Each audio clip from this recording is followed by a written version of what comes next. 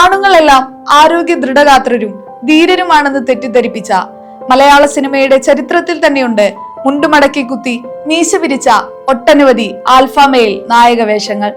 യഥാർത്ഥ പുരുഷന്മാരെല്ലാം അങ്ങനെയാണെന്നും അവരാരും കരയാറില്ലെന്നും ദുർബലപ്പെടാറില്ലെന്നുമാണ് ഇത്തരം സിനിമകളെല്ലാം നമ്മോട് പറയാതെ പറഞ്ഞത്.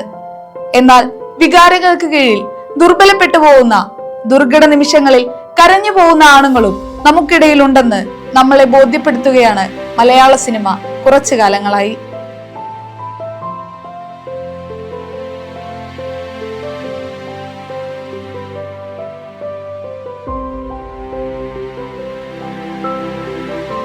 മധു സി നാരായണൻ സംവിധാനം ചെയ്ത കുമ്പളങ്ങി നൈറ്റ്സ് എന്ന ചിത്രത്തിലെ സൗബിൻ ഷാഹിറിന്റെ സജിയാണ് അതിലെ എടുത്തു പറയത്തക്ക കഥാപാത്രം.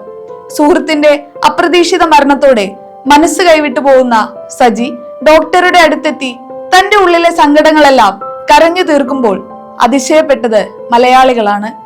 കരയുന്ന ആണുങ്ങളെ കാണാത്ത മലയാളികൾക്ക് അതൊരു പുത്തൻ അനുഭവം തന്നെയായിരുന്നു. ഓർമ്മയും മറവിയും സത്യവും നുണയും എല്ലാം ചേർന്ന് സങ്കീർണമായി കിടക്കുന്ന അപ്പുപിള്ളയുടെ ജീവിതത്തിൽ ഏറെയും ദയനീയമായി പോകുന്നത് മകൻ അജയന്റെ ജീവിതമാണ്. പെട്ടെന്ന് പുറത്തു കടക്കാനാവാത്ത ഒരു സംഘർഷത്തിൽ അകപ്പെട്ട് കഴിയുന്ന ഒരാളിന്റെ ദൈന്യത തുടക്കം മുതലേ ആസിഫ് അലിയുടെ പ്രകടനത്തിൽ തെളിയുക മാത്രമല്ല, അയാൾ എത്രയോ സന്ദർഭങ്ങളിൽ നിസ്സഹായനായി കരയുന്നുകൂടിയുണ്ട് ചിത്രത്തിൽ.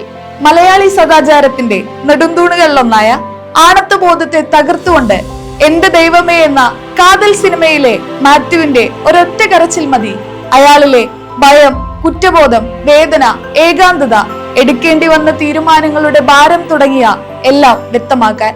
മെഡിക്കൽ ഡ്രാമ ജോണറിൽ കഥ പറഞ്ഞ അയാളും ഞാനും തമ്മിൽ എന്ന സിനിമയിൽ ഡോക്ടർ രവി തരകൻ എന്ന പൃഥ്വിരാജ് ചെയ്ത കഥാപാത്രവും ഇത്തരത്തിൽ പരാമർശിക്കേണ്ട ഒന്ന് തന്നെയാണ്. അഞ്ജലി മേനോൻ സംവിധാനം ചെയ്ത കൂടെയിലും പൃഥ്വിരാജ് അവതരിപ്പിച്ച ജോഷോ മലയാള സിനിമയിൽ കണ്ടുപരിചയമില്ലാത്ത നായകമുഖമായിരുന്നു.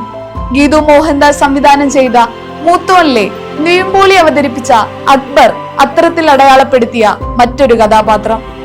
എന്നോട് ഒരു തരി പോലും ഇഷ്ടം തോന്നുന്നില്ലേ എന്ന് അപ്പുവിനോട് മാത്തൻ ചോദിക്കുന്ന മായാനദിയിലെ ആ ഒറ്റ സീൻ മതി മാത്തൻ എന്ന സകല ഇൻസെക്യൂരിറ്റികളും പേറിയുള്ള ആണിനെ എവിഡന്റ് ആവാൻ.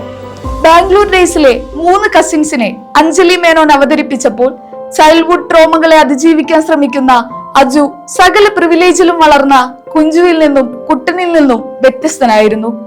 അപ്പനെ കുറിച്ചോർത്ത് ആദി പിടിക്കുന്ന, മകനെ കുറിച്ചോർത്ത് വേവലാതിപ്പെടുന്ന ന്യൂഞ്ഞ്. അപ്പൻ സിനിമയിലെ സണ്ണിവയും ചെയ്ത ന്യൂഞ്ഞ് എന്ന കഥാപാത്രത്തെ പ്രേക്ഷകർ മറക്കാനിടയില്ല.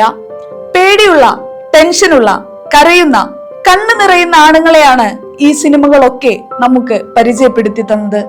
മാനുഷികമായ എല്ലാ കുറ്റങ്ങളും കുറവുകളും ഉള്ളവരാണ് തങ്ങളെന്ന് സമ്മതിക്കാൻ മടിയില്ലാത്തവരായി മാറിയിട്ടുണ്ട് മലയാള സിനിമയിലെ പൂവള്ളി ഇന്ദുചൂടന്മാരുടെ പിന്മുറക്കാർ.